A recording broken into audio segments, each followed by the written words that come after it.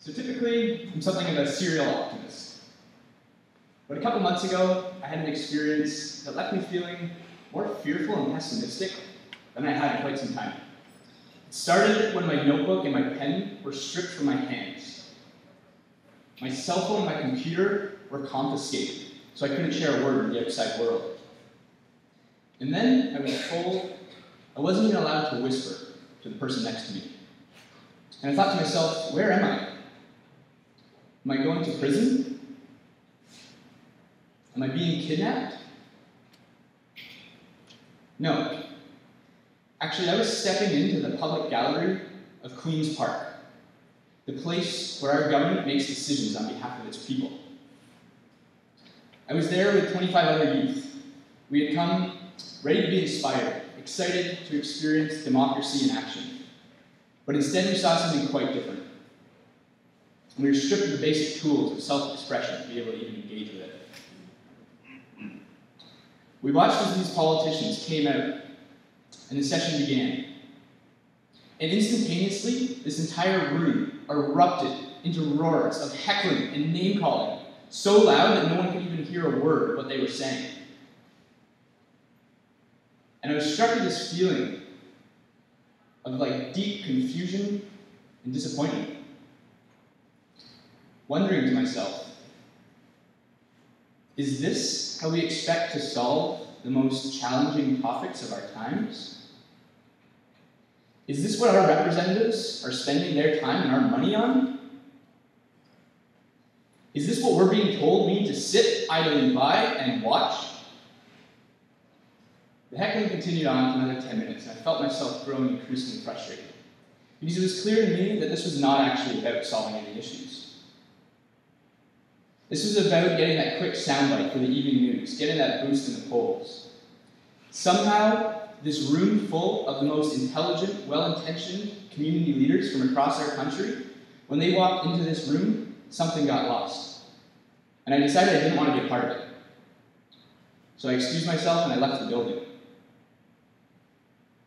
And I tell this story because I think it's a microcosm of what's happening on a much larger scale. Too many people feel that their governments are irrelevant to their needs, that the faces in politics do not represent them, and that maybe some of the basic foundations of our democratic system are broken. A recent study by Samara Canada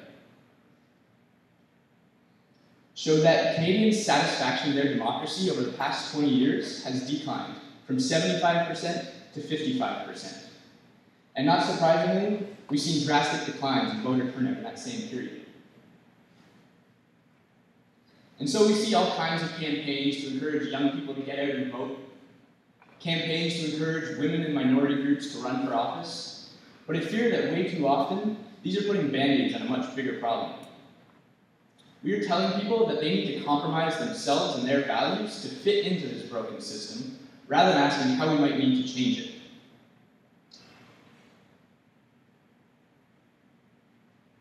Don't get me wrong, I think that these institutions served a grand purpose in their time. When they were created, they were able to wrestle control from all powerful monarchs and dictators and share it with the people through elected representatives. But that was 300 years ago. Those systems were created at a time when our politicians had to ride across the country on horseback. They were created before the internet allowed us to communicate across the world instantaneously. They were created before mass migrations brought people from all different parts of the world into the same communities, into rooms like this. Created before First Nations people and women had the right to vote. Created before we had to face up to issues like climate change, global poverty, international terrorism. Issues that are so complex they transcend our usual political boundaries. Let's put it this way. When our institutions were created 300 years ago, lice and fleas were running so rampant that all our politicians had to shave their head bald and wear those kinds of ridiculous wigs.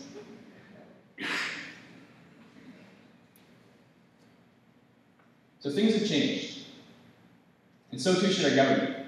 But instead they stayed mostly the same. We have to ask ourselves why. Who's benefiting and who's losing out? We can look right in our own backyard for some of those answers. In the Greater Toronto Area, over 40% of the population is from visible minority groups. Yet, only 9% of our representatives actually come from those communities.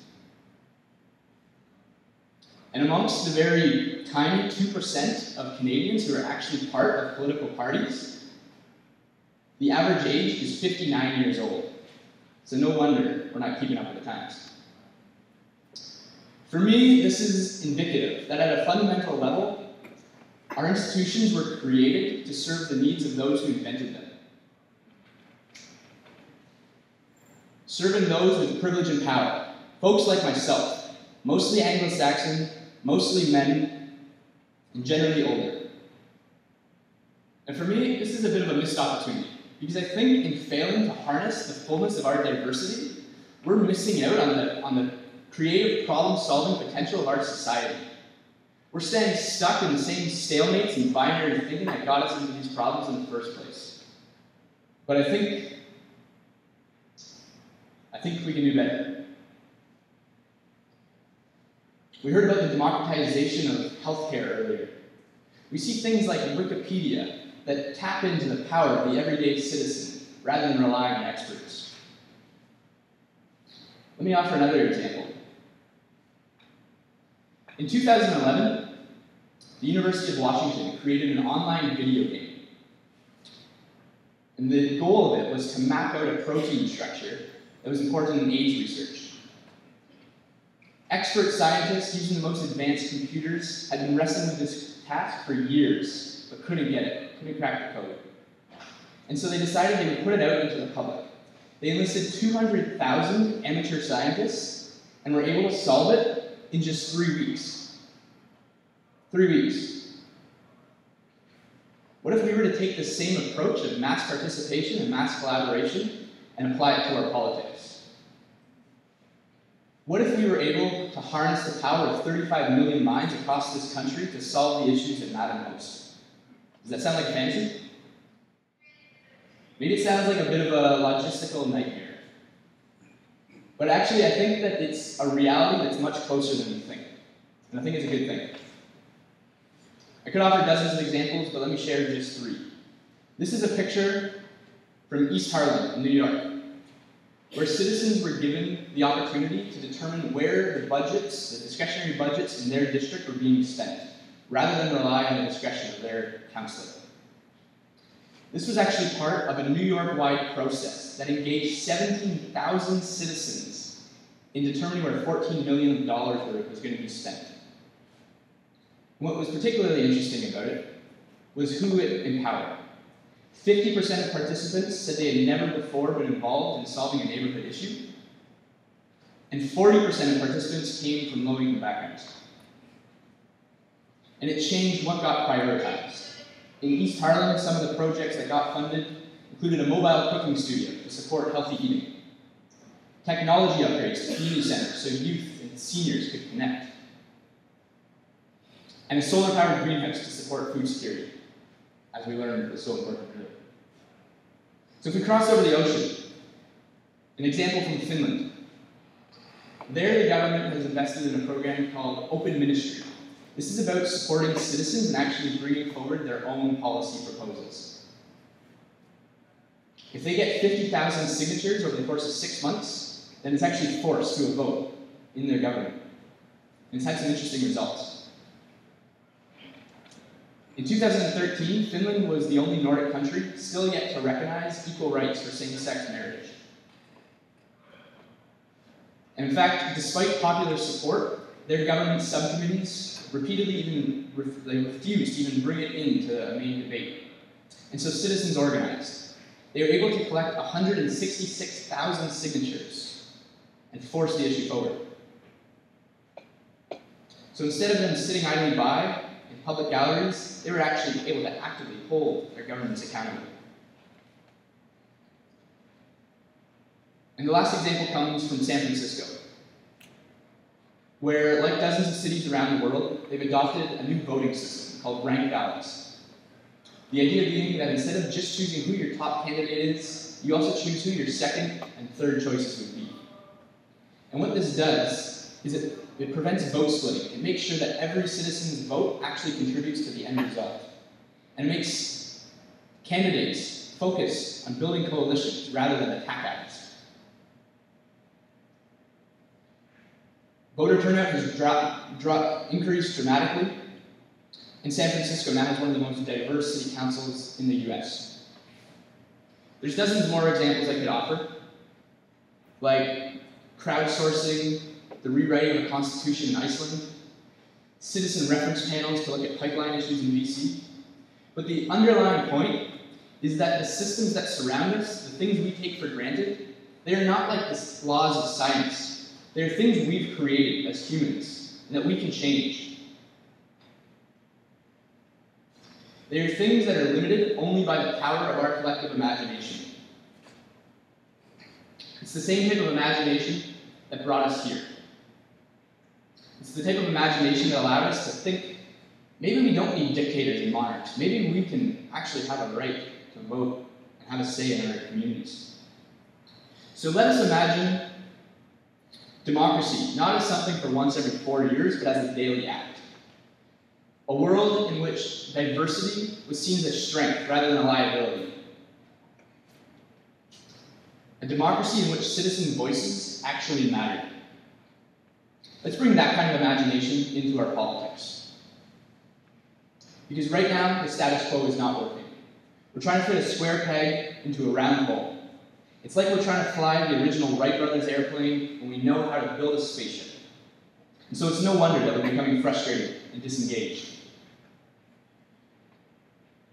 But the opportunity to make that change is right in front of us. We no longer need to ride across the country on horseback to get our views heard. We don't need to overthrow dictators and monarchs. We just need to recognize the power that we already have as citizens. And as we accept and embrace that opportunity for change, imagine what possibilities may open up. What could democracy look like 50 years from now?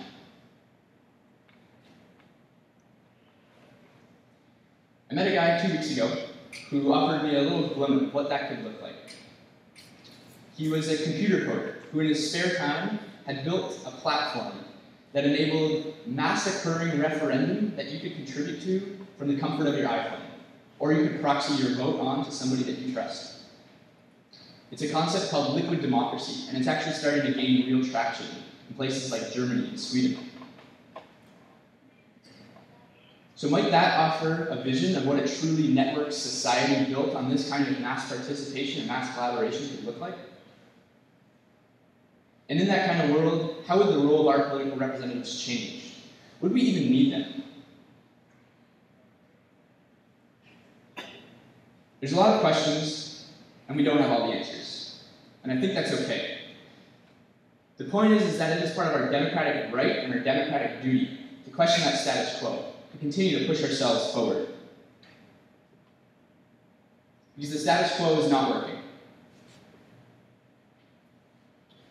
The next time I go back to Queen's Park, I don't want it to be idly watching from the sidelines or walking out from frustration.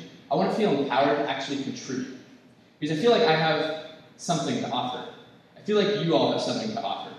And more importantly, I feel like collectively, we have the power to actually address the most important issues of our times.